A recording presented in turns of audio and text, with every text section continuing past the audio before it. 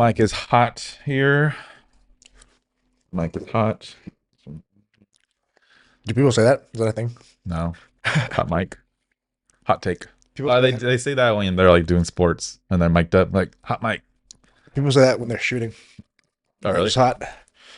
Mic is hot. Range is hot. Range is hot. So you know that there's like a loaded gun. Yeah. So I wanted to talk about finding a trainer, a coach, or should I just find a program online to figure out how I should be working out? Yeah, right. So like, what are your options basically? Yeah. Um, And not let's- just me. I'm not when I mean anybody. just anybody. let's outline the options real quick then. So I think there's option A may be like you just have at it on your own, like you figure it out by yourself. Yeah. Another option, like just the next step up, would be finding something that already exists online, like a program somebody built or wrote for like general use or whatever goal set. Another option may be hiring a trainer, and another option that I would say is not the same as hiring a trainer, but like slightly different, is hiring a coach. I think that any of those things that are not you doing it by yourself are things worth considering if you value the speed at which you'll progress. I'm not saying that you cannot progress quickly by yourself. You can, but it's going to be likely limited by how quickly you learn. And that's tough. It's tough because there is so much information available. And it's not to say that there's a lot of bad information. There certainly is, but there's just a lot of information. So to know, yeah, right. So to know which of that information is, I'd say like correct enough and or applicable to you is very difficult. So you'll spend a lot of your time learning a lot of things that you may not even need. You'll spend a lot of time trying to figure out like how do you then distill that knowledge that you've just gained into something that you can apply in the context of a training program or dietary structure and so on. So any of those other options essentially gives you a fast track past. You'll still need to learn, but you'll essentially have something or someone guiding your learning. So you know that you are learning the things that you specifically need right now, and you are kind of avoiding all of the other stuff that you don't. I will say there's some value in doing it yourself. You'll probably screw up a lot more and like almost like trial and error. You'll learn a lot that way. And I think that a lot of, if I'm allowed to make a generalization, a lot of young men especially almost need to learn that way. Yeah. Like they have to screw up. Yeah. In order to almost believe that that option is incorrect. Yeah. Or less ideal. I think though too on that part is you need for you to be able to screw up and want to keep going, you have to be able to want to do that too. Right. Because I feel like there's a lot of people who will try to learn this all on their own and trying to figure out what works, but then they fail and then they just quit. Oh, it's too hard. Yeah. I can't do this. And yeah, exactly. There has to be some acceptance that you are going to fail. Yeah. So I mean, I think those other options that exist, like say finding a program online, that is attractive because generally speaking, you can do that maybe for free or a very low cost, a one-time cost thing. Yeah. So for a lot of people, that's a good place to start, where it's more structure that is hopefully already somewhat proven compared to you putting together something yourself. Yeah. And if not that, at the very least, a starting point where you can run that maybe a few times and then evaluate and refine, like we talked about in the past, and figure out like what do you do next or what do you change next. Mm-hmm. I think if we, again, the distinct options being that hiring a trainer is tricky. I think that. So before you answer hire a trainer, Go what's the difference between a trainer and a coach? Good question. So to me, when I think trainer, I think of like an in-person, like commercial gym usually. There are plenty of trainers who train in private, and I think the best trainers are training private, but most of them are going to be in commercial gyms where I hate to say it, but I think it's true that the standard for a commercial gym trainer is just extremely low. Not only that, but the trainers who train in those settings don't get to keep a lot of the money that they're making for the gym. So you don't have many good trainers who, even if they start there, they don't want to stay there. I guess we're rewind it back. But what is a trainer and what is a coach? So yeah, again, a personal trainer to me is somebody who you find like in a gym who's going to guide you just through your where they're workout. at. So could you be a trainer but like you find them online, like a trainer? Possibly. Like there are people who would consider themselves trainers online, but okay, here's the difference to me. Trainer, by and large, is going to be a person who works in the gym. So you like go to, I don't know, 24-hour fitness and you find your trainer there. Okay. They guide you through workouts whenever you show up. You book sessions with them, right? Got it. Okay. Whereas like a coach is more to me, and it is a generalization that I'm making based on my limited experience. Yeah. But a coach is normally going to be more all inclusive. Like they will likely help you structure both your training, your nutrition, to like a more complete extent than your trainer might. Okay. And you're not necessarily paying them per session. Some coaches you might, like I do as well, like flat rate consultations. But a lot of times the coach thing, it's like you're looking into the future, saying, okay, I'm going to do this for a longer period of time. Whereas like a personal trainer, a lot of the utility of a personal trainer to their demographic tends to be accountability. Like you need somebody there with you to make sure that you show up, Yeah. to make sure that you get through your workout, that you count your reps and so on. Okay. And again, it's not to say that you can't find a good, effective personal trainer. I just don't think there are many people who have that skill set and that capability who stay there for very long. Most people who are good at that job eventually graduate then onto Being a either coach. training private, maybe then going online, or like being a coach instead, because they can do all of that. Mm, And they can also have the benefits of a more flexible lifestyle. Perhaps if they want to run their own business and likely Yeah. making more money doing it that way. okay. That makes sense. But yeah, I think a personal trainer, like in person especially, is useful if you have very limited experience in the gym. Let's say, like specifically in the gym, you want to learn how to do exercises. Yeah. I think that's great. I think there are even dedicated like movement specialists. Like let's say you're wanting to learn like Olympic lifting, you might hire somebody who just teaches you how to do those movements, Mhm. so you are proficient at said exercises, and then you can train them effectively. A coach then to me is more like, again, all inclusive, where they're going to help you in more of a holistic way with your training and your nutrition. Maybe like in my case, self-management to some extent, but it's kind of all encompassing, and it's a little bit more flexible in the sense that like I can work with people as far as, I mean, I work with people in many other countries, but like Singapore is probably the farthest. And it's nice because like these people may not have access to somebody like me, like, local to them. They probably do. There's probably somebody who's doing something similar. I'm just saying like they have access to me from across the world just because it's online, right? Okay. But again, whether it's what you need exactly, I think there's a greater likelihood of you finding a coach, just because your pool is much larger if you're going online. An online coach who knows much more and is going to be more helpful for you. And the reason that their knowledge base matters, that's essentially going to allow them to, again, kind of skip past. So the same thing, the same idea as you using a program online is to kind of skip past you figuring it out. Do the same thing, like your coach or your trainer helps you skip past all of the not knowing and trial and error. So they hopefully already figured it out for you. They can just prescribe to you, like, here's what we know will work. You do this, and then we refine from there, right? Yeah.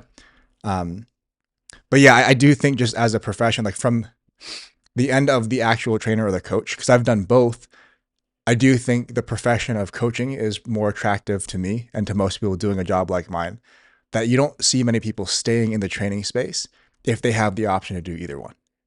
So it's more just working out and counting the sets. There's a lot more that goes into it when it comes to coaching, Sure. typically speaking. And again, like to be very clear, and I'm not trying to throw shade at like trainers. There are probably plenty of really good trainers out there. Yeah. I just think that they end up, like very few exceptions, they end up being like pretty underpaid, living a pretty like inflexible lifestyle, like having to run to and from the gym to meet up with clients, like, you know, before normal work hours, after normal work hours. Yeah. So there's not many people who would want to do that for very long. Yeah. So your talent pool is both probably higher capability and also just wider in that coaching space, because I mean, the obstacles to starting a coaching business are pretty low. Yeah. And I think that the competition is extremely high, so it does weed out people pretty quickly. Correct. Yeah. Because if you go online on Instagram or TikTok, there's so many Right. coaches with their programs are like, hire me as a coach. It's a lot now compared to back then. For sure. It's like how to find, you know what I mean? Yep. So it's one of those things. So back to One more thing in there. Yeah. So one more consideration for many people practically is going to be price. Mm-hmm. So doing it yourself, it's free. It just costs you. Correct. Yeah. Right. So if you don't have money to spend, but you have, you know, the luxury of time, that's a reasonable way to approach it, where as long as you're willing to commit to that process of, like you said, like likely failing and then having to try again, that's a great way to do it. If you have enough that you want to spend like once, maybe a program is like as far as you'd reach. That's also good. Training is actually likely going to be the most expensive option. And that's perhaps another reason why many people are not the best fit for that, is that it's likely the most expensive option because you're paying per session. And what you're getting for that is limited to essentially that session. Whereas coaching, it's still likely expensive. If you have a good coach, they're probably going to be kind of expensive, less so than a trainer though. And you get so much more out of it. So for a lot of people, I think the attraction to coaching is that as long as you don't need somebody there with you in the gym to make sure that you show up, Yeah. I think there's a lot more utility that you get out of a coach for the amount of money that you're spending. Okay. Right. So I'm understanding. Yeah. So trainer is someone who's like, you got to show up with them because they're waiting for you to Exactly. be there at so and so at this time and time of day and location. Versus a coach, it's more, I'm not able to hold your hand through that part, but I'm able to hold your hand through everything else. Yeah. Besides just being the physical part of being there. Yeah, Okay, exactly. that makes sense. Yeah, because I didn't think that. Now that makes because trainers do cost a lot per They do, session. right? I mean, it's Yeah. tough because I know a lot of trainers. Yeah. I know how much, like, if they work in a commercial gym setting, I know how much they charge, like the gym will charge their clients. Yeah. And I know how much they keep. And they're not making that much money. No, yeah, the gym takes most of it. Yeah. Which sucks. Yeah. Because that's probably why, like you said, everybody steers more towards the coaching because it's more value. But like you said, it's tough to find. It's where you're in your gym, they give you the clients essentially. Yeah, you don't have to do sales. You don't have to do sales Yeah. versus being a coach. You have to be in sales. So, but yeah, we're going more into the business part of it. But so your general like idea is I would say that cost. cost is going to be a big number one. consideration. And then also like how much you value the speed at which you progress. Yeah. Because if you say that it's not super important for you to progress quickly, like you're not going to get discouraged and then quit. Yeah. You might actually be a really good fit to just do it by yourself. Yeah. Right. Because it costs you nothing and you probably learn in total, you might learn more. You just may end up learning things that you didn't need for this. Right. Yeah. But that's not invaluable knowledge. If you really value like progressing quickly, you might then want to go the other end of the spectrum where you hire a coach, who's like good at their jobs, and they can get you to the point where they are directing you to the knowledge that you need right now for what you hope to accomplish. So you get there sooner. Mm-hmm. But yeah, obviously there's that trade-off between, at this end of the spectrum, you're doing it by yourself. It's the cheapest in terms of money, Yeah. but likely the slowest. And then on the other end, hiring a coach, and even it's another really important thing to consider is that most people don't need to hire a coach and stay with them forever. Oh, they don't. I don't think so. It depends what you want. Like that's something we can break down on like later if we talk about business, is that a lot of my clients, they stay with me for a very long time. I have clients who have coached for over 10 years now. Oh, wow. But for them, past maybe year 2 or 3, they've made a ton of progress and they get to a point where they know they could continue doing this without me. Yeah. For those guys and girls, they are staying mostly for the convenience. Like they can afford the luxury of having somebody program for them and prescribe like their training and diet. Do you think someone though because when it comes to coaching, you're tailoring a program to them and Sure. based off of the data they're giving you, off of how they feel and the weights they're pushing, the volume. That's a system that a coach puts in place. Like in the back end of it, they have their system, like their equations and all that stuff. Versus someone's with you for 2 years, they don't have that back end, so they see the more Oh, it on depends. top stuff, right? Like how can they? That's true. It depends, bro. Yeah. Like some coaches I know, when they write your program, when your time is done with them, they keep what they made for you. In my case, and like in a lot of other coaches' cases, what they probably do is, like, let's say you and I work together for a few years. Yeah. When we're done and your contract closes, whatever programs are wrote for you, those are yours. You Yeah. own them. The only thing I ask that you don't do is like don't then repurpose them for other people Yeah. or try to sell them on as your own. But yeah, those are yours. So like you will have all of the data that I had access to. It's all yours. Mm-hmm. You will also have access to everything else that we've built together. So if you at that point feel you have enough knowledge on the programming side to then write new stuff for yourself, you should. But Right. could they write, because you're essentially problem solving for them. It's like you're going in and training, you have your training cycle. Oh, like this did bad, this did bad. And you have the answer for it versus if they leave, they don't, okay, I had a bad training session. I do have all the programs, but I don't know why we're going this route. Yeah, that's a great point. Right? So I try really hard, and like everybody that I've worked with, or even people who like have maybe followed me like way back when, you guys know that I care a lot about teaching people the how and the why. Mhm. So not just like, here's what you do. It's like, Got this is why you do it this way. Yeah. This is how this works. So that hopefully that empowers you to make good choices in the future. Yeah. If you understand the how and the why, the specific what, it does matter. But the what for the next question might also come from the same how and why. Got it. So a goal of mine as a coach is to make sure that you learn enough outside of just like the very specific what's of your program and diet, so that at some point you are over time more and more comfortable doing it for yourself. And then really, if I'm doing my job well, if we're working well together, you should get to a point where you don't need a coach forever. Yeah. If you decide to keep me as your coach or hire somebody else to do that job, you're doing that for essentially as a luxury, like that you can afford. Only if you can afford should you spend your money on that luxury, so that somebody else, devotes the time and attention to programming for you and prescribing your diet and so on, just so you don't have to worry about it. And I guess that's a good thing difference between a trainer and a coach, because if you go to a trainer, they're telling you what to do. You show up, you have no clue what's going to happen. Exactly. You get the what. You get the what. You get the what. That's exactly. all you get. Yep. And it's like, are you going to show up? You're doing this. You're doing this many sets. All right, we'll see you tomorrow. You don't know what's going to happen tomorrow. Yeah, exactly. You may know like you're hitting like a general area, but it's like you don't know what's exactly. Versus a coach, they're giving you we have a plan. Yeah. This is the plan. You know the plan, and we're going to adjust the plan based off that. And I think that's the big difference between a coach and a trainer. Yeah. Is a good example of that. Worth pointing out though, like this is also very limited to like my own experience in this space. Yeah, because not all coaches are probably coach like you. There are probably maybe coaches who do give you a program, but they don't tell you why we're doing this. Perhaps. I was actually going to say that's probably true. I was also going to say there are probably trainers who do go as far as like writing your program and talking you through the why. I just think it's less common because for them, in the general sense, in like a commercial gym setting, they are very much motivated by like their managers or bosses, like and the money they're making. Exactly. You need to bring money in, right? Because a trainer isn't going to put that, like if all the trainer has to do is tell you what to do that day, they're most likely not going to tell you, all right, here's the 7-day plan, because the gym's not paying them to do that. The gym is paying them to train you that session, and that's it. Yeah, and there's also the chance if you give them a 7-day plan that they don't come back. That is true too. Right. So it's a bad business plan. Perhaps. But yeah, I think that maybe that's a great point.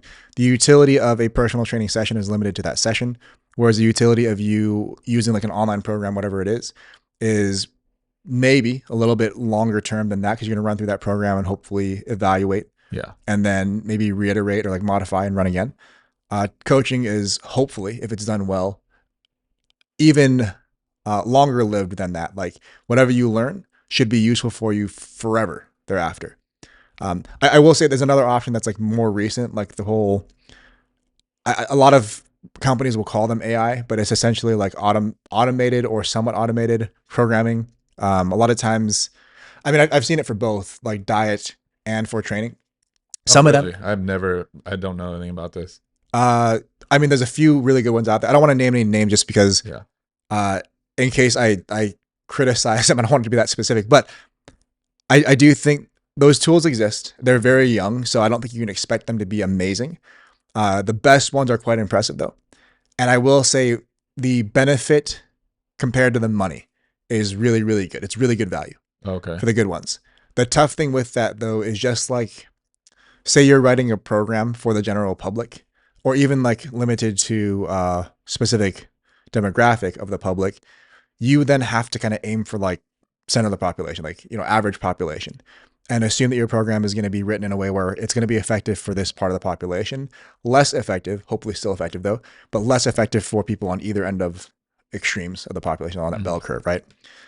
So in doing so, like the problem with this is that nobody lives in the center of that bell curve. Many people do, but nobody's dead center. And there are many people outside of center. Yeah. So for the people on either end of your bell curve, they're going to get a program, whatever the tool is, that is less effective than it could have been. But that is also just a limitation of programming like that. Yeah. The AI component, if it really is AI and like given enough time, it should get good enough that it will adjust over time. Yeah. The more data you give it, it's just a matter of time. And it's all about the data. Right. So it is super promising. Yeah. But I do think that's young enough. And like, I don't know what I don't know. I think it's young enough that it's too hard to say if that's like the best option or like one of the best. But I will say that it hasn't affected my business at all. Yeah. Not yet. Fast forward 5 years. Yes. We'll see if I'm still here. Right. Yeah. But I think that's what comes to the component of having a coach is, I think the coach may be a little more safer because, like you say, you're not just coaching. I mean, obviously it depends on the coach, But for you, for example, you're not just telling them what to eat and how to train. You're also giving them other like life Yeah, tips sure. and management too. And actually, something that a lot of my Makes clients sense. have pointed out to me, and this is specific to a certain type of coaching where like when I work with somebody, we meet like on a video call every week Yeah. at the same time. And there's some power to that where, as opposed to say like, you know, sending an email across once a week or plugging numbers into your spreadsheet once a week, there's some power to this meeting where like, you know, that at 5 p.m. on Friday, we're going to have a conversation about what you did or didn't do and compare that to what you said you were going to do. Yeah. And nobody looks forward to that conversation if they Yeah. No. didn't follow through. So that's powerful motivation to make sure you're reliable. But also, like, we get to like share in the celebration of your victories, like when you do well and when you do the things you say you're going to do. That feels that much better getting to share that with somebody who knows how important that is to you and knows how hard it is to get that done, right? So I think there's a component of that, like a personal component that has been, I mean, one, instrumental for my business, but also that a lot of people still, even if AI were just as effective, maybe more effective one day, some people would still prefer to have that personal touch, if you will, of Yeah. coaching this way. Yeah, it's interesting. That's something we can talk about on another podcast, the AI thing. Definitely. Because that is, because even with my work too, that's a crazy subject too. Always So good answer. the answer is basically, it depends. It depends. It always ends up, Every answer is, it depends. It depends. That's the name of the podcast from now on. Yeah, it depends. That's a good one. How do you find a good coach? Right. So, I mean, kind of building off that last one, if you've decided that coaching is a thing for you, the tough thing now is that there's like a million coaches. Yeah. And we think, fitness coach at that too. Right. Not So, life coach. Isolating to fitness coaching for sure. And it's tough because I think that there are no shortage of coaching. There are no shortage of coaches. Yeah, definitely. And there's also no barrier to entry. Not really. Mm-hmm. Like anybody can begin calling themselves a coach. Yeah, because you're not as in social media as a lot as I am, but there's just so many like quote unquote influencer coaches. Right. And when you're someone who probably isn't in, even myself, I can say I'm pretty knowledgeable in the fitness world. Mm-hmm. I still will see someone and be like, how do you know, like, how do I know that someone is a good coach? And that's just coming from me. So I would even think from someone else who doesn't know anything about working out. Yeah. They just want to get healthy, lose weight, but they need some kind of guidance. And they go and see all these people and it's like, oh yeah, I can only imagine, like, who do I pick? Like, do they just pick a name out of a jar and be like, all right, we're going to go with you. You know what I mean? So it's like, it has to be so tough. So since you're a coach in this industry, what would you say to tell someone, like, how do you find a good coach? Like, what are the characteristics of a good coach and what to look for? If I can, I'm going to start backwards, like what not to look for example. Okay. Yep. I had this conversation actually with one of my clients who's also a coach recently who, so coaches coach other coaches. Yeah, actually more commonly than you'd think. Oh, wow. Like I've probably had maybe a dozen other coaches that I've coached in my time. Wow. But sorry, the point is that we were talking about this and he was a bit frustrated because it does feel like, I don't know as much, but I believe this to be true. And you've probably said something along the same lines that a lot of people who are the most popular online in that space, so perhaps the best at, can you say the best at social media, best at marketing maybe? Yep. Mm-hmm. The people who are best at that are probably not the best coaches. I think it's very rare where you have somebody who is of enough substance to be like in that like upper echelon of like being good at coaching. Yeah. And they're also that good at like social media. Really? How come? Well, I think it takes a lot to be good at either one of those by themselves, right? Like, okay, like you are good at like social media, videography, that whole thing. Yeah. You are not a coach. But imagine if you had to build your business as it is now and also learn everything you need to learn to be a coach. It's like, it's hard enough to do one. Yeah, I guess. But I can say being like a videographer, a filmmaker is a whole feat in its own. And then being a content creator is a whole different thing. Sure. Separate from that. Because being a content creator isn't just making content, it's also the marketing and social media. Exactly, yeah. So I personally think a coach, because it doesn't really take a lot to be a good. I guess there's a level to how good you are as a social media marketer, Sure. but just to do the general like good enough, I guess you would say, isn't doesn't take as much to do that and to be a good, I guess, for coach or a good videographer filmmaker. In my opinion, it's I don't think it does. Well, I think that, and I don't actually know because I don't spend Yeah, as much time online, yeah, but my suspicion is that the people who are going to be the most popular, who like have the largest followings, are going to have such a large following because they are either really good at marketing, so whatever you want to say, yeah, social media, mhm, or they are really good at something like some sort of achievement, some sort of accomplishment yeah, that in and of itself is not coaching. So mhm, like there's a lot of athletes, yeah, like let's say like the best powerlifters yeah, or the best more commonly bodybuilders yeah, who get into coaching because they have a gigantic following they've built from competing in a sport yes, where they've excelled.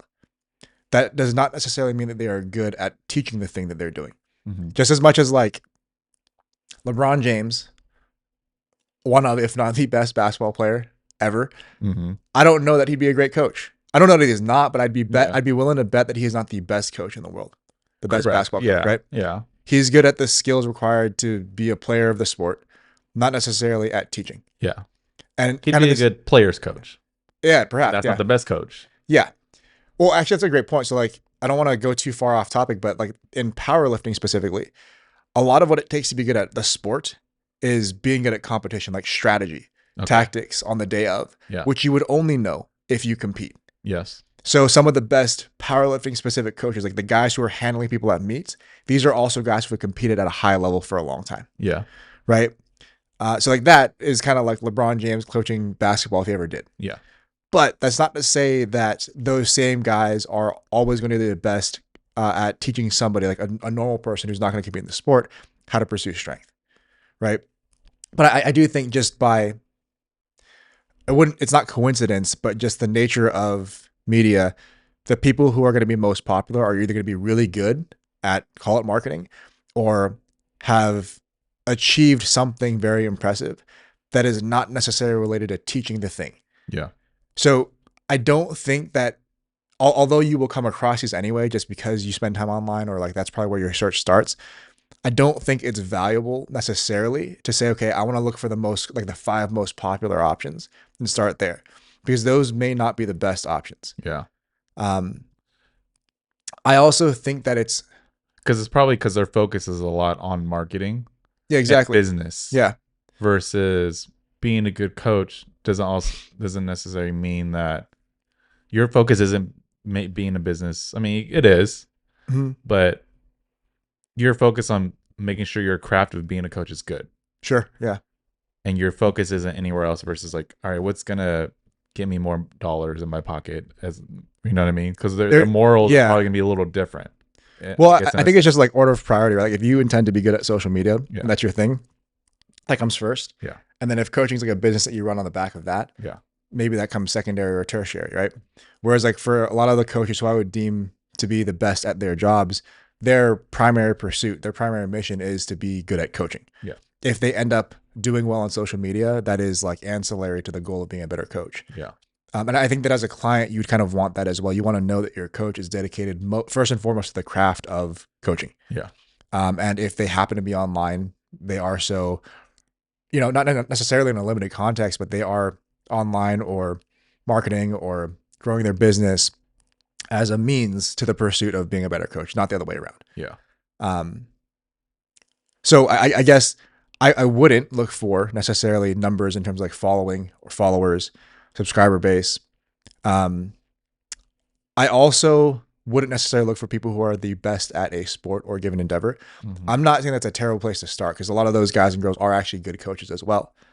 However, that may not be your only criteria, shouldn't be your only criteria. I think the best way to narrow it down is if you can find, in an unfiltered context or the least filtered context possible, people who have worked with said coach in the past, who are willing then to speak about their experience. That is probably your most reliable way to like weed out the good from the bad. Because a lot of my clients have come to me from whatever other experiences they've had, and they've spoken freely about other coaching or other programs that they've used. And I've learned a lot of what not to do from their descriptions or their complaints. And I also think that in the past, I would say around the past 8 to 10 years of my coaching business, I've not had to focus gratefully not had to focus too much on sales or marketing, advertising. There's a reason I wasn't really on YouTube anymore, and it's mainly because most of my existing and past client base, that's how all my new business comes in. Yeah. Is that they are willing to speak highly enough of their experience with me that is enough to drive business. Yeah. So I don't have to worry about the marketing stuff. And I think that also does, like, if you are a coach or a trainer watching this, that speaks a lot more to your service or to the work that you do if somebody else is willing to talk about it unprompted than if you have to ask them, or if you are trying to sell the thing yourself. Yeah. Right. Like it's a lot more reassuring, like if you're a prospective client, to hear about it from another actual client than it is. Like, I could tell you all day that I'm the best coach in the world, which I don't believe to be true anyway. But even if I did believe that, for me to convince you, there's something about it that's just like, of course you think that, right? Yeah. Right. So like, if it's not me, if it's never me, but it's like your best friend or your brother-in-law or your cousin or somebody that you know, unprompted tells you like, hey, I've been working with this guy or this girl and they're amazing. Like, I know you've been working at this as well. Maybe you consider talking to them. That is a lot more powerful of an endorsement than self-endorsement, right? Yeah. So I think that goes a long way. And maybe that's part of it too, is that a lot of the marketing that you see, even from the like consumer end or like the testimonial basis, where it's like, okay, we got somebody from looking this way to looking this way. That's a very limited scope. That says a lot about like what you can accomplish in the what, but not the how, and also not the sustainability, right? Yeah. Where I think hearing from somebody like in a conversation, or if they post about it online, whatever else, I think that's a little more valuable, just because, again, if it's unprompted and unfiltered, you get whatever they thought was the most standout and most important from that experience. Yeah. So I think that maybe when you search for a coach, that's hard because like, how would you find them in the first place? You probably go on Google. Yeah, YouTube, because Reddit, you're gonna go look, and then once you go, so you start your search. Mm-hmm. Then what do I look for? Obviously, we already hit about like, if they're really popular, it's probably not the best person, but okay. So then what do you do? Like, what do you go from there? I mean, there are a handful of like groups of coaches who I think are like very popular, and very good. And I think that if you either started there, like, what are some red flags? That's a great question. So you can start, because you have, let's say you have a pool of like 100 coaches. Yeah. You're on social media. You're like, okay, let's dwindle this down. What do obviously you probably look at the red flags first. So what are some key like red flags you think would be good to, all right, he has this. Okay. Yeah. He's out the list. Okay. Let's start, and then start dwindling down to like 10 coaches after that. I mean, I think one, this is not necessarily a red flag, but I'll circle back to one, is if the way your coach goes about like their fitness or their lifestyle is very different than what you would want. Mm-hmm. If they don't demonstrate or have not been able to demonstrate that they are capable of doing like what you'd want with yours, probably not a good fit at the very least. So if you're trying to, so in other terms, if you're trying to, let's just say I'm trying to lose weight, mm-hmm. You're not going to hire an Olympic lifting coach, probably. Probably not. You're not going to hire a powerlifting You coach. also may not want to hire somebody who's like never been overweight and had to lose weight. That is true too. Right? Mm-hmm. But I mean, I'll give you an example. This is going to sound kind of shitty because like I've been this guy before. If you're like a very young coach is probably not a very good coach. I'm willing to say that, knowing that I started my business when I was like 17. Yeah. And that was true back then too. I don't think I was a great coach. The scope of my life experience was so limited that like when somebody, say like a single mother of 3 would tell me like, hey, like I just can't train, you know, an hour a day, 3 times a week. I just couldn't fathom that. Right? Yeah. Like I believe them, but I don't understand what that's like. And I'm not saying I've ever been a single mother of 3 myself, even now, but like I've known enough people like that. I've seen them go through their lives. I've coached enough people like that where I can be more accurately empathetic, and I can understand what is reasonable outside of the very limited context of my own fitness through a bunch of indirect experience. So it may not be like absolute age as like, okay, this person is 18 or they're 25 or they're 60 years, whatever it is. It may be more so like that could be part of it, but also like how much coaching age, if you will, like how much experience do they have actually coaching people, and what is the breadth of that experience like? Because it's very limited to, let's say that there's a coach who specializes in competitive bodybuilding, and you hire them as somebody who is, say, morbidly obese, and you really just need to lose weight to be healthy, their experience is being limited to coaching competitive bodybuilders is probably not very useful for you Yeah. as that client, Mm-hmm. right? It'd be honestly, it'd be a little bit akin to if you were, I don't know, you wanted to pursue professional golf and you hired a soccer coach. Yeah. Like they're probably still good at some of the skills, like teaching you how to be athletic, how to move, but not the one specific to your endeavor. Yeah. Right. So get someone that fits your plan. Age is also a big thing. I think coaching age, coaching experience, somebody who is who either is or has at some point in their experience reasonably approximated what you'd like to do with your life and your fitness. And what would you say another? I think another one is the age of their business. So if your business is coaching, Yeah, that's good. and so I think in business in general, if you've been around for a very long time, it's hard to be around for a long time if you're not both like profitable and somewhat ethical. Yeah. Because at some point, if you're not profitable, like if you don't do your job well enough that people are willing to pay for your service or your product, your business just won't exist Yeah. for very long. And like so many businesses fail. So like even if you are good at that, you may still fail. Yeah. The other part of that is like the ethical part is that a lot of businesses that go out of business, they eventually go out because they were doing something that was not, deemed by the market or the consumer right. And if that's the case, you will eventually, somebody's eventually going to find out. Yeah. So I've seen a lot of coaches come and go because they did not handle themselves in a way that was like, professionally or like even personally ethical, moral. And whenever, the world found out, even this little small microcosm of like online fitness found out, they didn't have a business anymore. So when you see people who have been doing it for like a very long time, that's reassuring. That is not, and that's kind of unfair because it's not to say that the people who are just starting out can't be good at the job. I'm just saying that it's reassuring. It's a green flag, perhaps, if you see somebody who's been doing it for a very long time. Got it. Yeah, that makes sense because, like you said, it may not be a bad thing, but it is reassuring when you're trying to weed out like what's the best option for yourself. Yeah. It's something to look at. Yeah. Especially because, there's just so many. Yeah. And I mean, at some point, just like the rest of these topics we've covered, you kind of have to make a choice and be willing to be wrong. Yeah. So at some point, like you whittle it down to say like your top 3, you're going to choose one probably based on availability, not even just like which one do you like most. Yeah. You start. And if they are able to produce the results that you're hoping for, and you do feel like you're getting enough value out of that, and that was a good choice. Yeah. But if they're not, it's also totally fine for you to say, okay, here's my sample size of 1. This is not what I was hoping for. You move on to the next. Yeah. And I think that's pretty common. But that's one of those things too, where like the competition, I believe, is fair. Like there are, no shortage of coaches. There's so many now, but people who do that, they either, one option kind of sucks. Like you hire your first coach and it's a bad experience and you just never do it again. Because like you're just not sold on the idea anymore. Yeah. Or you go into the whole thing knowing that you're probably going to go through a few. Like, I don't know, when you find, like, if you were searching for a therapist, you probably go through a handful before you find one that would fit. Yeah, that right? makes sense. Yeah. Kind of the same thing here, honestly, which sucks, but it's part of it. Yeah. Because I mean, also too, you have to be able to find a coach that is willing to try them out. Because there's probably some coaches like, nope, you have to sign up for a 3-month thing. That's the done deal. It's like, I don't know if you're gonna be good. Yeah. I mean, the same thing with like, let's just use the golf because we have golfing related. Like me trying to find a good golfing coach.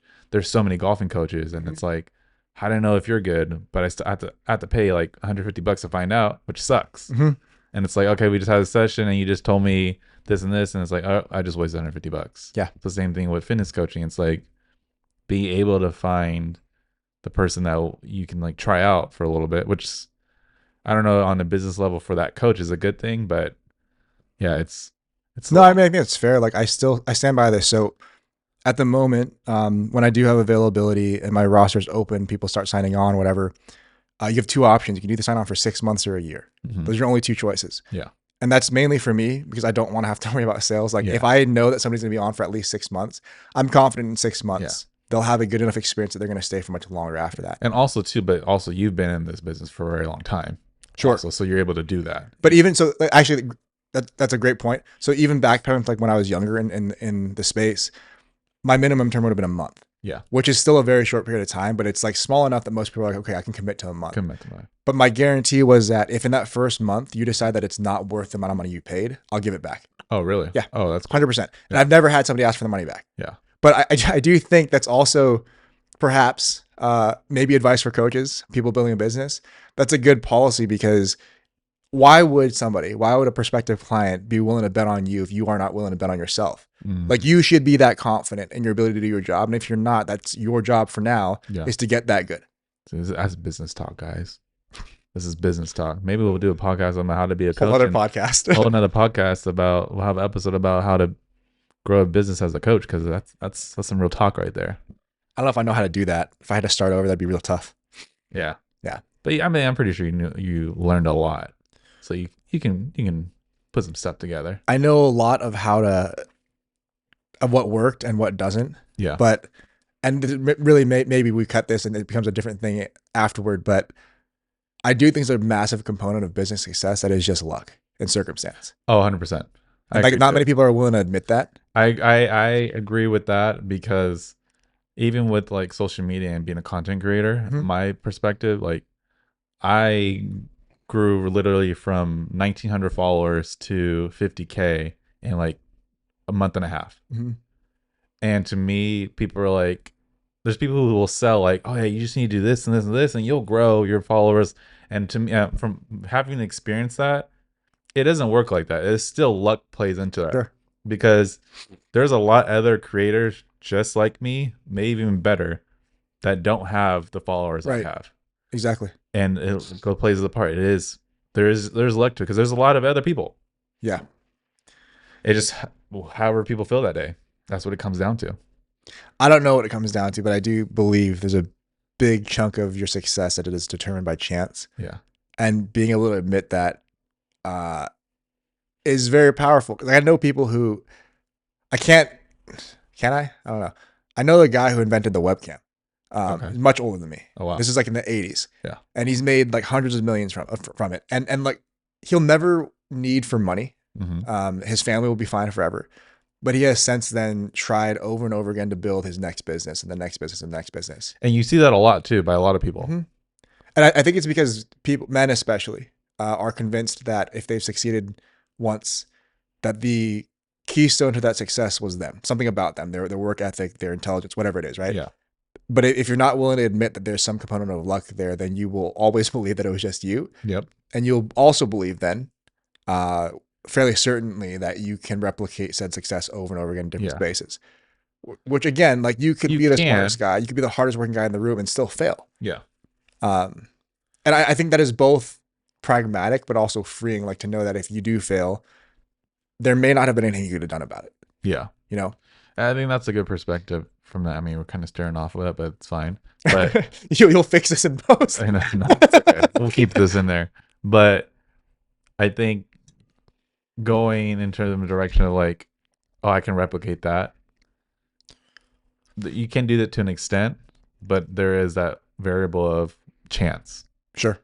Because I feel like I'm going through that right now with my social media, is that I hit that 50K. I grew so much and I stopped posting. So I kind of lost lost some momentum. I lost some momentum and I stopped posting for a whole year. And now I'm back to posting all the time again. And my momentum isn't as steep as it was. It's pretty slow. And I have the mentality right now. It's like, I did it before, I can do it again. Yeah. But I know also too. Why'd you stop posting? Bad self-management. Mm-hmm. If only you had done it anyway. All right. Do it anyway. There's still part of me is like, yeah, there is a chance that it won't work again. Yeah, but if it doesn't, then you just try the next thing. You try the next thing, yeah. So you try something for now. That's the thing too. Like, there was a very particular type of post I was posting that was getting me this good, steep incline of followers and reach. I'm doing it again. It was the gym video how to film tutorials. cinematic. I don't even care about that stuff, but it was cool to watch. Yeah, yeah. Like it was good content. Yeah, it was new. So that was the thing. It was new, and not many people were doing it. And then a lot of people started doing it over the past year. Yeah. So now I'm back to doing it. And it's like, well, everybody else has already been doing it again. So it's like, okay, now I'm trying to find a new different type of contest. I'm failing right now. I'm not failing, but I'm saying there's chances you just try some stuff out and do it anyway, and then shift. Yeah. And something's gonna happen sometime. Hopefully, that's what Yeah. we hope. I mean, that's what we hope on everything. But yeah, the whole chance thing, there is at least a part of it because yeah, So reeling it back to the idea of, I mean, the question of how to find a good coach. I think the components there, or maybe at least what not to look for, uh, or to value less, would be things like a gigantic following. Yep. Things like a certain level of achievement or accomplishment, especially if it's not specific to what you are pursuing. At some point, though, you kind of just create your short list of coaches, choose one. I guarantee you, if they're good, not all of them will have availability anyway. So you might be narrowed down from your list of 5. Maybe it's only 2 people who have availability, and then you work with one. If it works for you and you're happy with the result based on the amount that you just spent, great. Continue down that path. Because one other thing, to be fair to all coaches, is that you don't do the job so well with somebody you've just met. You should be able to get better at that job over time as you work together because you have more data, right? A larger data set by which to make predictions and by which to hopefully program more specifically. Yeah. So I don't encourage people to, like, spend like a week with one coach and then another week with another. Like, give them enough time to actually have a chance to do their job well and build a relationship. Yeah. And then past that, evaluate at some point if it's working well enough for you for it to be worth it. And if it's not, move on to the next. Yeah. It goes back to the whole thing of like trying it and failing. Yeah. I mean, you've already made a decision you want to spend money on a coach. It's even if you tried one coach and you didn't like it, at least you're that now. Yeah. You spent the time and money to figure out, okay, this is not, I don't need this. And maybe you can find out something about yourself. This is not the type of workout I like to do. Sure. Like the training I like to do. Yeah. Another funny one, and maybe a funnier red flag that's less serious, but like I always think it's kind of weird when there's a male coach who specializes in women. Oh yeah. It's a strange idea. Yeah. Like that's just always a weird one. And I think like probably half the time they end up being a creep. Yeah. So I would watch out. I'm not saying that men cannot coach women or women cannot coach men. You can. I'm just saying it's a weird thing as a guy to want to specialize just in that niche. Yeah. Knowing that you are not a woman and you will never have many of their experiences. You don't experience their life. Yeah. Yeah, exactly. You don't know like how do you start a business in a Yeah. very general sense. So what are the pieces that you need that are not exclusively needed for your business or titanium fitness or whatever else? What do you think those pieces are? you have to be able to have good self-management. I feel like that's the number one thing. If you don't, your skill, your talent is only going to get you so far. Okay. In my opinion. Are you framing this in the context of a one-man show? I am. Yeah. Yeah. Okay. Let's aim this more towards like entrepreneurs or like All business. All business, Yeah, one okay. person, whether it be content creators, videographers, coaches, etc. Okay. People who are at home, they make their own schedule, maybe, or just people who make their own schedules, I guess, would be more inclined of who this is to. Sure. But yeah, I think self-management, learning to be disciplined is another big thing. I feel like those are the 2 big things you need before. What does that mean? Anything. What does that mean to you? Discipline, Sure. being honest with yourself, with your time, with what you're doing, how are you using your time, and I think that's pretty much it. If you have something else in mind on that too, self-discipline. Yeah, I think discipline to me is just your capacity or willingness to do what you know you should, even when it doesn't feel like the thing that you want to do. Yeah. So like, let's say in a training context, there are plenty of times, I'll speak for myself, but I'm sure it applies to you and so many people, that despite me being very passionate about training and like really enjoying training, probably half the time that I go, I don't want to. Yeah. I do because I know that it is required of me in order to do, I mean, obviously for the specific end goal of that training, but also just for so many other pieces of my life, it's an important keystone for me. So acknowledging that while also acknowledging the fact that maybe in this moment, I don't feel like training. Like, dude, I'm supposed to train, an hour and a half from now or something. I don't know that I'll want to, but I guarantee you I'll go. Yeah. I think having the ability to, I mean, you're going to hear us say this so many times, do it anyway, is essentially how I would distill down that idea of discipline. Self-management, something you talked about, and you've heard me talk about this a lot. Why is that such an important thing for you? Because I personally had trouble with that. When I started being, Do you still? not as much. I'm a lot better at it now. But the only reason why it was trouble for me because I always worked a 9 to 5 job. Mm. Always had a boss. Always worked for some kind of company. Yeah. So those are the people who held me like accountable for what I did with my Right. time. I clocked in, clocked out. Between those times, I did what I needed to get done because I was getting hired to do that. Sure. And when it comes to being your own boss, essentially, and if the work that you do doesn't require a time schedule where it's like you need to make sure you're working from 9 to 5, Mhm. it's tough. And you have to be able to manage your life to where, all right, I need to make sure I work this many hours or make sure I get this job done in a good fashion and good time. If you don't, you just shooting yourself in the leg and it just gets stressful at that point. Yeah. And I feel like not doing that, it will just create this like chaos. You're not going to succeed after that. It just won't, it's not possible. I don't think it's in the long term. So for you, it's almost like in the absence of, I mean, what would have been when you worked your 9 to 5? What would have been the consequence of you not? You would get fired Right. and not get paid. Right. Yeah. How is that different though? It's different. I guess it's different in terms of more. But real quick, just context. The reason I'm asking you is because, like, if you don't do what you're supposed to do now, running your Yeah. own business, you're not gonna. Nobody's gonna fire you. Yes. You also won't get paid. I think it's more of in terms of the success of your business, right?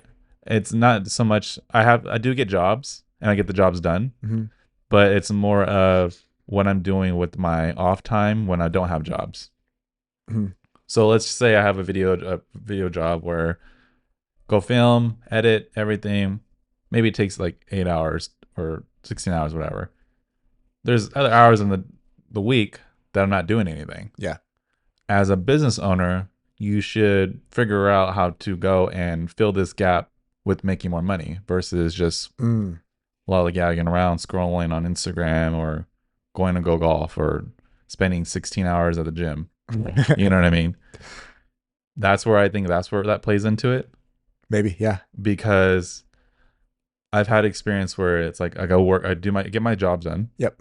Video jobs, but then I have all this free time now You're just fucking around with the rest and of it. just mess Okay. around. Yeah. Well, okay. I think in that list, and I know those are just like random examples. You said like scrolling mindlessly. You said playing golf, going to the gym. Mhm. In that list, I think those are 3 good examples because one of them is entirely useless, probably like scrolling mindlessly. Yeah. There's nothing you gain from that. When you are at the end of your life, you're not going to look back and go, man, I wish that I scrolled on Instagram longer. Yeah. Right. There, okay. Maybe there's some utility for So there is. So you could say utility. Like so there. research, I'm actually going right? to make a video about this, and doom scrolling is a whole hot topic of doom scrolling is actually a good thing for content creators if you utilize it correctly. And I'm gonna tell you why. It's because if you're trying to find inspiration Mhm. or trying to figure out what you're gonna do for content, doom scrolling can be a good thing You're because almost more likely to stumble upon it than you are to like. well, find you're also when I doom scroll now. If I'm on social media and like this is like I'm doing like sometimes I do like a session of like 30 minutes of doom scrolling, and I'm sitting there and I'm like scrolling. Yeah. Oh, this is a good idea. Oh, how can I interpret this idea? And I'll sit there, go to my notes, and like, all right, boom, boom, boom. This is how I'm gonna do this Okay. video. Retake this. Oh, here's a good song. Let me say this. Yeah. And it inspires me to doing something else, like to do that song with something else. Or Sure. you find a topic, and it can lead to inspiration to making more content. Yeah. Versus doom scrolling, you're just like, that's funny. Oh, that's cool. Those 2 different types of it. I feel like. So you almost like the first version, like where you're actually doing that for the sake of maybe finding inspiration. Yeah, I wasn't doing that. Maybe I was call that something. Maybe it's called hope scrolling hope because scrolling. there's something positive that comes from it. But doom Yeah. scrolling to me, that's just like you're doing that knowing full well you're not- not using that. Yeah, that is true. There's Yeah. nothing you're learning from that. Yeah. So I'm doing the first part where it's like, But I mean, it's interesting. You even said like you're gonna block out like I'm gonna give myself 30 minutes to scroll to Yeah. figure out what I need Yeah. to learn here. Like that is to me like distinctly different than just like you're supposed to be working on a video. Yeah. And your phone just right there, like, okay, fuck, I'm just gonna do this for 15 Mhm. minutes instead. It Yeah. becomes like an hour, yeah, right? That's different. So I think that still categorically is like useless. Yeah. Or very limited utility. Yeah. You could say that In a sense, you could say that golf, like you golf recreationally. You don't currently make any golf, well, kind of, but not really Not any golf really. content. Yeah. Not making any money off of it. I don't think that's entirely useless though. Like Okay. there has to be some component of you giving yourself the time and space, like affording yourself time and space to do things that are not work, Yeah. so that you are where you need to be mentally to actually pursue the thing that you're supposed to be doing for your business, Okay. for work.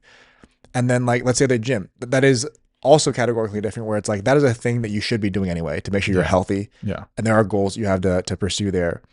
But in a sense, I'd actually argue that there's enough overlap there, and also all of the things you're building while you're there, like aside from muscle that you're building there, the character building that you're doing, that is useful for you in your business as well. Yeah, that is true. Right. So like categorically, then you have things that are entirely useless, like kind of in between, where like it's not directly contributing to your business, but it is keeping you mentally healthy. Yeah. And you have the other things that are like maybe both. Mhm. Right. So I think all those things matter. And maybe it's also interesting because like you and I are at like different places Yep.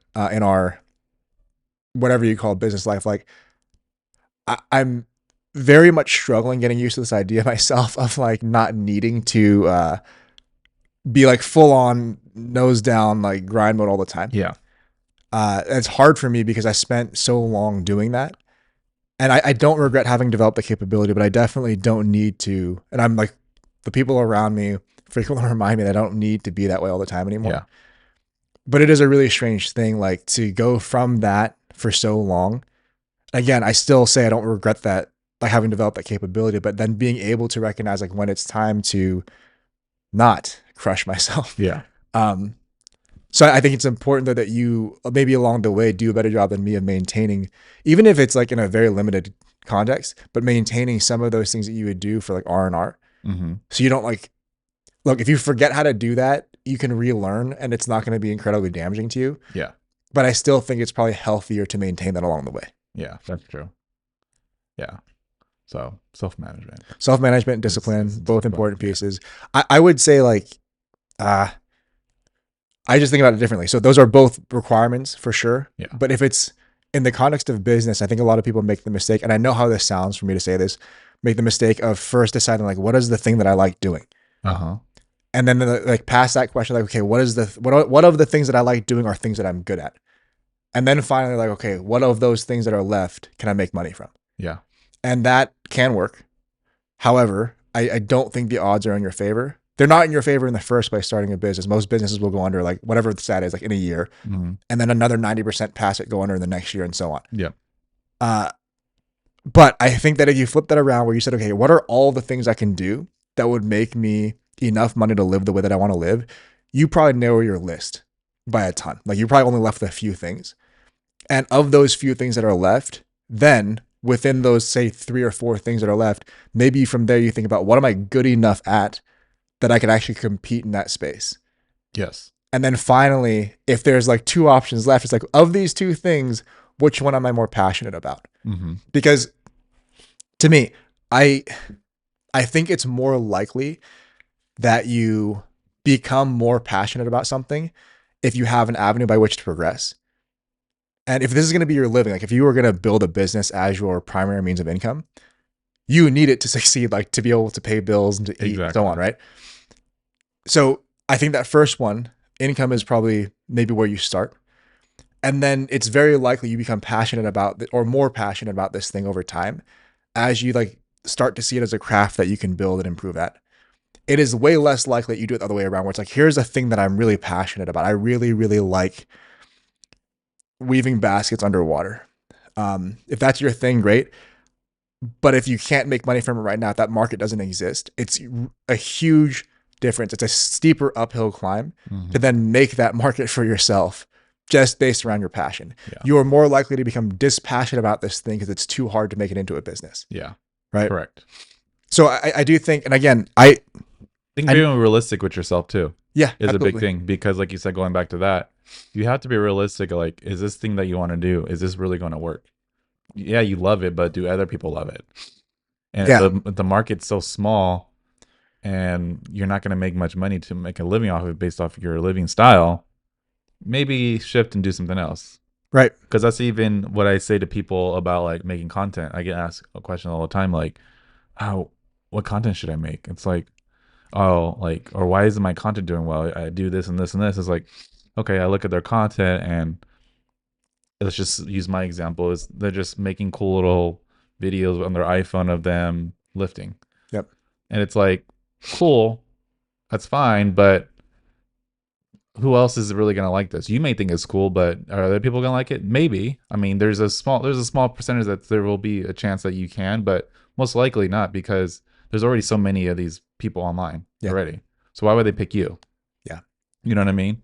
It's not anything new anymore. Back then, maybe it was like, oh yeah, this person's making some cool gym edit videos. Like it's gonna succeed. Like yeah, probably because it's like no one's done it before. But we're in a time now where everything rapidly gets sucked in and replicated so many times, and it's like you're not going to stand out as much as other people. Yeah. And that's where I think where it comes in, it's like you really have to look at yourself and be like, be honest with yourself and be like, yeah, this isn't gonna be good. Or maybe you make a business where it just sucks and you just, oh no, it's gonna work. No, it just sucks. Like it's not gonna work. Yeah, and I guess Be honest with yourself. that's super important. I think I've been very lucky, and I know how this sounds. So the added context probably helps. My first choice was the fitness, like being a coach. Mhm. That was the first like business choice that I made. That was also the thing that I was most passionate about. Yeah. And historically has still been true.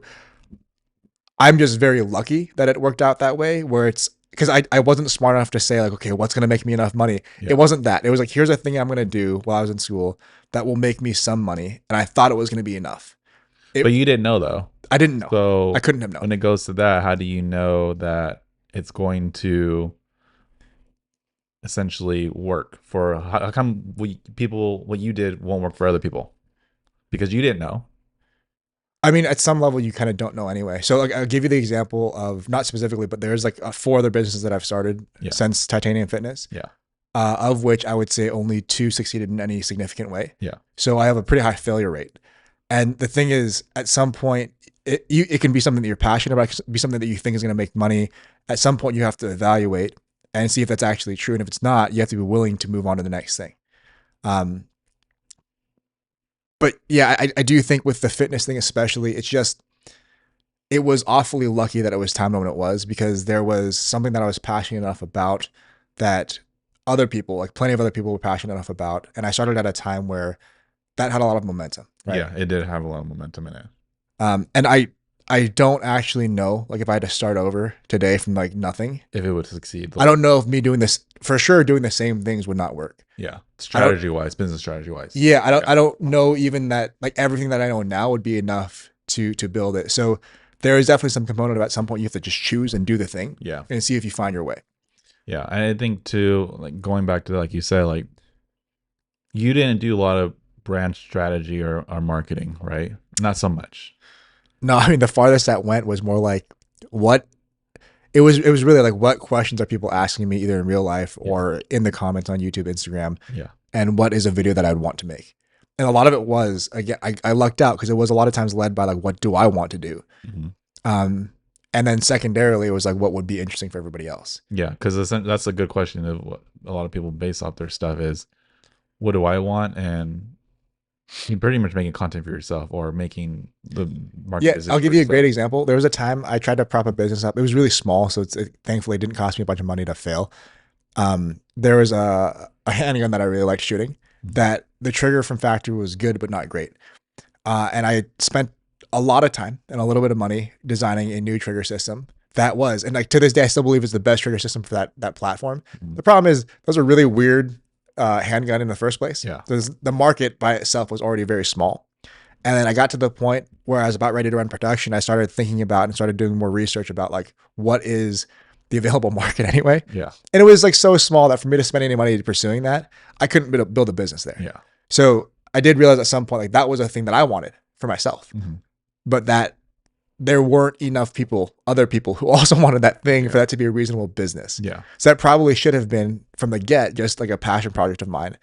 That if I was like, okay, I'm going to spend $5,000 making a new trigger system. Yeah. If that $5,000 was worth it to me, like, yeah, that makes sense. At least you got what you wanted out of it. Right. But like as a business, it wouldn't have been it wasn't a wise choice. Yeah, exactly. And I think that's also being realistic to like being honest with yourself on that too. Like you found that out very quickly versus spending all that money put it into production. All right, let's go put it out there and see who buys it. And it's like one person bought it. And like, well, Yeah. I just spent all this money. Yeah.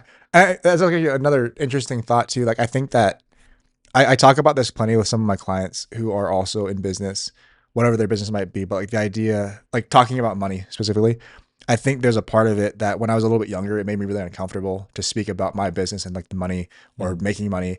There's almost like a connotation of like, oh, there's like kind of some evil to it. Like, to want to make money or to want to grow your business is evil. But one of my clients, really useful piece of advice he left me with that I've held on to since was that if your business doesn't make money, like if you believe you have a product or service that is worth making and providing to the world, you only get to do that. Like that's the thing that you think is your life's mission. Yeah. You only get to do that if your business is alive and thriving. Mm-hmm. So if you cannot build your business, you are also then depriving the world and your market of this product or service that you deem so valuable. Yeah. So as much as like in the past when I was younger, I might have thought like it felt kind of strange or like gross to talk about money or like the necessity of like growing a business.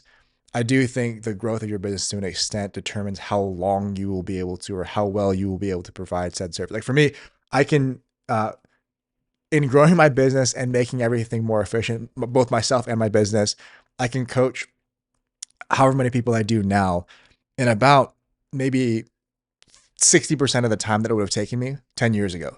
And it's not because I'm doing less work. It's because I'm so much better at the work itself. Yep. Right. Efficiency. Yeah. And I also don't have to spend any time on like the marketing side or sales side. Yeah. So I focus entirely on the actual coaching work. Do you think if you started dipping more into marketing and branding, you would get more clients? But let's just say you could take on more clients. Sure.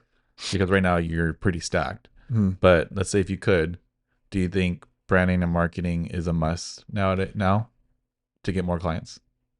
Like say like you're starting a business now? No, just say for you, for example. Or I mean just in general, yeah. Starting a business now. I like to believe, and I do believe that for my business, it's kind of reached a place where like the reputation that I that exists with my current and former clients is strong enough that I don't need the marketing or branding. Meaning like word of mouth.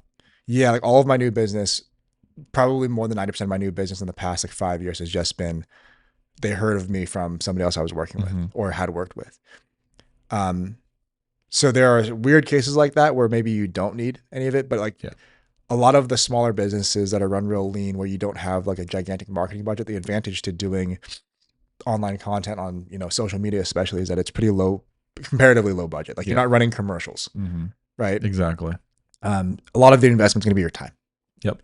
So it's more approachable to a small business, a smaller sized business, like a one-man show kind of thing. It's way more approachable than trying to like run SEO online, or trying to like, let's say you did actually want to do like I don't know, like print, like maybe you want to do like a billboard. I'm sure that's very expensive and very ineffective for most businesses. Yeah. So I think the kind of currency you have that you can afford to invest matters a lot too. Like if you don't have a bunch of cash thrown to your business, you probably have a lot of time, or that is going to have to be the resource that you leverage. Exactly.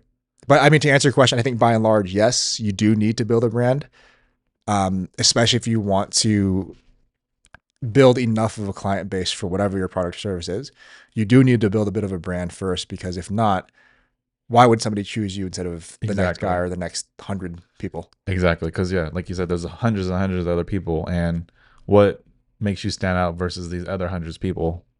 You have to build a brand and build a marketing strategy and figure out what works and what gets the eyes on you. Because if you don't, like, they have no problem swiping to the next person. It's very easy, very, very easy. It'll be interesting that like if we end up doing even reasonably well with what we're doing right now, it'll be interesting to see how it affects my business, if at all. Yeah. So I guess the real answer is I don't know. Yeah, because essentially this is marketing too for your business. So the real answer is I don't know. Yeah. But we'll find out. Yeah. I think it will. From my personal perspective, I think branding and social media branding and marketing is very, very, very, very important when you have a business. Yeah. Without it, like, I have a strong belief, like I said, there's so many other people just like you who are just as skilled. Yep. Who may have an idea just like you. Probably better than you. Probably better than you. Yep. But who is going to win is going to be the one who has better marketing and So how brand. many people know about Yeah, said it's person, gonna right? have is Yeah. you just got to flood them with you. Yeah. Just flood them, and then when they think of this, they think of you. I think that's the big thing about it. So just to kind of, let's say for coaching, for example, if you wanted to be a coach right now, what would you recommend a coach to do if they wanted to start a business to make it successful? Specific to coaching? Yes. Oh, that's so hard. I think that you'd have to be, you'd have to target your demographic very specifically, like know who you can coach. And who you can coach is probably going to be limited to who you have to, for one, know more than your client base, right? Like you have to have something to teach them. And then two, you have to be able to teach that thing. And I think the teaching is probably the steeper hill to climb. Like knowing enough is, it's not easy, but it's just like time and effort. But being able to teach requires, I mean, it's specific kind of knowledge, but also really experience. Like the same one concept needs to be, it needs to make sense to 12 different people. So you may, as a teacher, end up having to explain it 12 different ways. Yeah. And there's a component of that where it's not just that you have to have 12 explanations. You also have to know pretty quickly which one of those 12 is the best fit for Ricky or for Christine or whoever else, right? Mm-hmm. So I think a lot of it on the front end to do a job like that, to provide a service like that, a lot of that is really learning. So there's going to be a long period of time where like you probably are not there yet, or maybe you're on your way. And the limitation is going to be like your basis of knowledge will limit how large of or what chunk of that market you have access to. And then past that, I think, like you said, building a brand is probably very important. Um, I don't know as much like how important that is because I think there's other ways you could go about that. Like if you were a personal trainer trying to transition, you could take your existing client base and try to Yes. market specific to them, Correct. and they already know you, right? So there's other ways you can do it, but I do think that, in a sense, that's probably branding anyway, right? It's just different. It's not online. Yeah. Yeah. So yeah, branding is probably very important. I do think that in the specific frame of business, though, you do have to make sure you understand the business or the money side of this to ensure that you actually, for one, know how much runway you have and or know like what it would take for you to get to a point where this is really a business, like it's enough that you can live on, and then what it takes for you to get from, surviving to making enough to live the way that you'd like to live. Correct. Right? Those are like I two think very that's the different big levels. thing is like have you always hit was what kind of life do you want to live? Yeah. And okay, how much money do I need to live this life? Yeah, Okay. we've talked about this. That's right. And if this business can hit that, then that's a good idea. But if it can't, then maybe it's not a good idea. Yeah. I think my next question would be, because I get this question a lot too, not just from content, but just being a video creator for and having clients and everything, is how much do you charge? And I haven't not how much do you charge, but how do I figure out how much should I charge? And I always give the very general answer because it is true. It's depending on how much you think you're worth, Mm. and it's a mixture of that and obviously your cost of living and what it can essentially how much time you're putting into this said work. So if you're essentially, let's say for example, spending you say, hey, this video will take me 6 hours, 8 hours, or let's say it takes me 8 hours to make. That includes traveling to said place, filming, coming back home, editing, reviewing, revisions, etc. And I only charge them $100. Maybe you think that's what you're worth, but in the long scheme of it, You make like $8 an hour. exactly. Yeah. So my question to you would be, how would you tell other like coaches how do and their question is, how do I know how much to charge? Like, what do I do? Like, what is your like? You figure out how much you should get paid per your coaching. How did you figure that out? Like, what elements did you get to that number? Um, I mean, for a long time, the way I structure it, and to an extent, this is still true. I try to reward loyalty. So for the people who've stayed for a really long time, like normally contracts are going to be as long as a year for my client base, and they have the option to renew. So at the end of their contract, they can stay. Like they will get to keep their spot if they want to.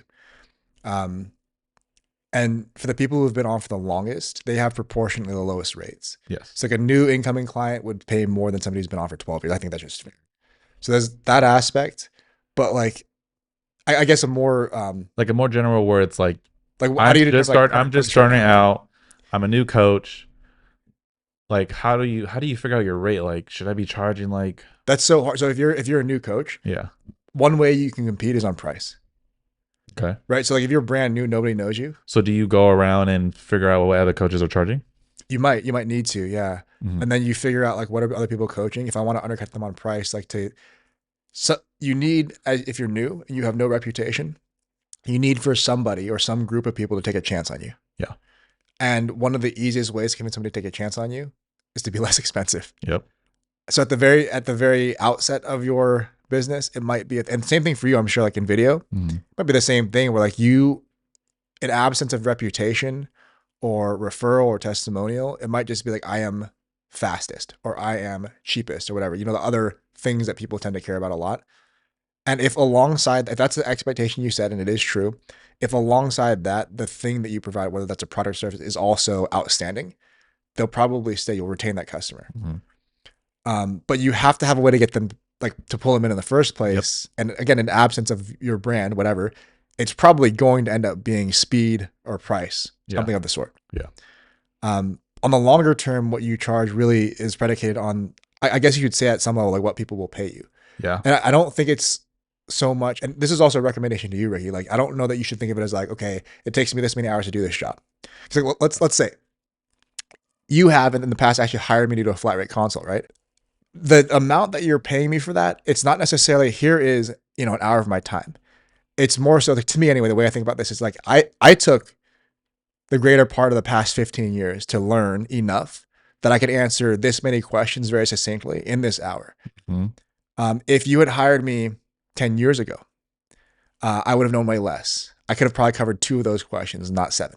Mm-hmm. Right? So the me 10 years ago is worth way less than the me today. Correct. And it's not because I gave you more time. Yes. It's because I knew enough to do more with that time. Yes. Right? So Exactly. for you, the same thing. Like if you have a video that today takes you 8 hours in total to produce, to have a finished product, and then 2 years from now, that same video requires you only 2 hours, you shouldn't charge less for it. Exactly. And that's what people don't understand. Cause I do, cause I don't charge per hourly. Yeah. I charge per project and based off my experience. And a lot of even clients will be like, oh, this person over here only charged me $100 and it took them like 3 hours. Yeah. But you charged me 500 and it took you 1 hour. Why am I paying? Because you're paying for my experience. You can't, Mm-hmm. you're not, it's my video is probably gonna be better than that person. Mm-hmm. And you're gonna get a better exchange between me and you. Because most likely those people who charge only like $100, yeah, they don't have good soft skills. They don't have good business skills. They don't have good like approach or anything. It's usually like, hey, here's my video. All right, bye. Yeah. It's like, oh no, I guess I don't know what to. I don't do this. Versus me, it's like you get a good transaction between me and the client. That's also something I've learned over time. Yeah. Like you said, the Ricky 5-7 years ago who just started out would have probably freaked out over little things. And it's like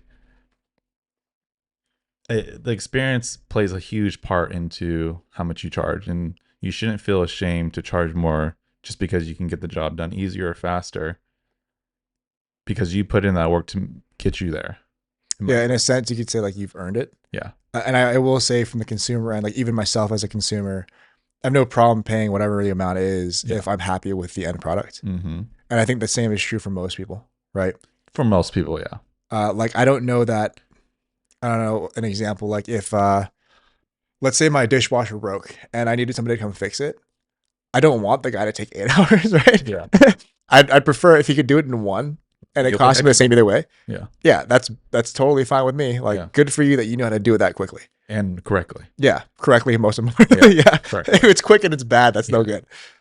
But yeah, I think that, on your end, like as the person operating said business, understanding that like you earn whatever you are charging is important. From the consumer end, understanding or maybe acknowledging that what you want, regardless of the how, what you want is the what at the end, right?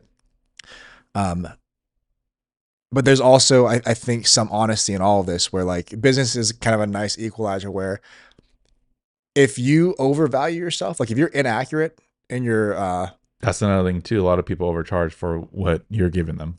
Sure. And that's That's probably true, but I think these are also businesses that, like, at some point, it's not sustainable, No, in my it's not. opinion. It's not. So if you're overcharging, if you overvalue yourself, the market will tell you, Mm-hmm. right? Like if I were as a coach charging too much money, I would know at some point because I would not have any clients, Exactly. right? Um, and I think the same thing is true the other way around. Well, I don't know. An interesting thought is that I do think that your price point will ultimately determine who you work with as well, whether it's a service or product. Your customer base will be determined by your price point. Yeah. So if I've learned that if I charge too much, what I'm stuck with is people who are what I would consider to be fabulously wealthy. And I don't know. I kind of think that people in that demo, all the ones that I've worked with, they've been pleasant, but they are very particular Yeah. and they're very sure about the ways in which they're particular. Mm-hmm. And it's just not as, it's not any easier or harder to deal with necessarily. Yeah. It's just not my preference. I think that is a big thing too, because let's just say in the video world, a lot of people are very complacent with making like the lower end of the scale and working with the small businesses. Yeah. And they just get a lot of work. Yeah. And they work with that type of the clients. They're gonna get like the clients who are always like, I want cheap, fast, deliver. They're fine with that. But then there is the clients where pay more, but they want more out of it. Sure. But it's just the type of client it is. Yeah. So there's the demographic, like what kind of people, like some people will do weddings. People love doing weddings. Pays really well. I don't like doing weddings because it's just the whole stress behind it. And it's just the demographic. Yeah. So I think that like I think it's a good point where you're saying like the demographic matters too, like your price points. Yeah. Yeah. But the market doesn't lie. It'll No, tell it you. does not. Your customer base will tell you whether or not. Look at your analytics. Look at all the data. It's to be very open-minded and realistic with what you're doing is like a big thing. Yeah, agreed. Because if you don't, you will fail. So far, our components then for a business, the pieces that we can think of anyway, are one, you need to know that whatever you're doing is going to make enough money. Yep. You need to make sure that's something that you are significantly or good enough at that you can compete in that market space, right? So compete against other businesses doing something similar. And then you were saying that building the characteristics essentially of disciplined self-management are crucial components for you doing that well. And you know what? I asked you in the context, was it in the context of a small business, one-man show? I don't actually know that answer mattered because those are still skills like management, self or outside of self, as well as discipline are things that you would require as a larger business scales as well. Like my most recent business experience was a much larger business. Yeah. And the ways that it does or doesn't work rely almost entirely on the same things. It's just like that's more true. people are involved. Yeah. Right. So if you lack that discipline, if you lack that reliability, that the management, Yeah. you will still fail just at a larger scale, right? Yeah, exactly. Yeah. And that's a very hard scale. Yeah. When it fails. Yeah. And yeah. Being accountable and realistic with yourself too is a big thing. Sure. Yeah. What does that mean? Being accountable. What does that look like for you? Making sure you're doing what you're supposed to be doing. And being realistic, just being like looking at assessing everything, making sure everything works and why is it working? Okay, this isn't working because of this. Okay, let's change that. Yeah. Versus like, nah, it's gonna work. Like, nah, everybody will like it. And like, no, like, Give it time. It sucks. It really does suck. Like, you should change something. Yeah. I mean, even in the context of this conversation, there's only so many things we just talked about as pieces of a successful business. Yeah. That's not to pretend that we know all of them. No, we certainly don't. We do not, because yeah, there's a lot more. We're not business experts, and this is just from our personal experience. Yeah, I think a good way to think about a lot of this, and you've heard me say this before, my clients hear me say this oftentimes, it's like, I have fucked up enough times to tell you how not to do that. So like if you do screw up, at least you'll screw up in like in a new and interesting way. Yeah. Well, we can both learn from that. So same thing here. If you as a viewer or listener hear what we're saying, we can tell you, here's a great starting point. What you do with that or how it pans out, it does rely a lot on both you and your circumstance. And I guess in the future too, like as we release some of this stuff online, we would love to hear about your experience. Like if you do have experience with the same concepts or different ones and would like to share with us how they did work for you or didn't, still it's that mentality of what do the martial arts guys say? Always a white belt, right? Always a student. Mm-hmm. I still feel that way. Yeah. Yep. Always a student.